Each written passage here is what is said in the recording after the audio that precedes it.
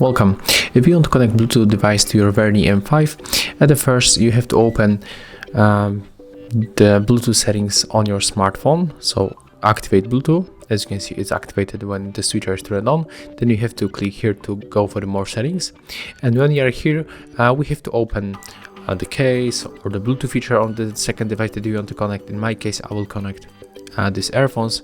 So they are called Galaxy Buds, and as you can see right now they are up here on the list. So if you want to connect to any device on this list, you have to simply tap on it, and as you can see right now our device is connected. In the most cases you will also get the notification that will pops right here, so you have to tap pair and accept pairing.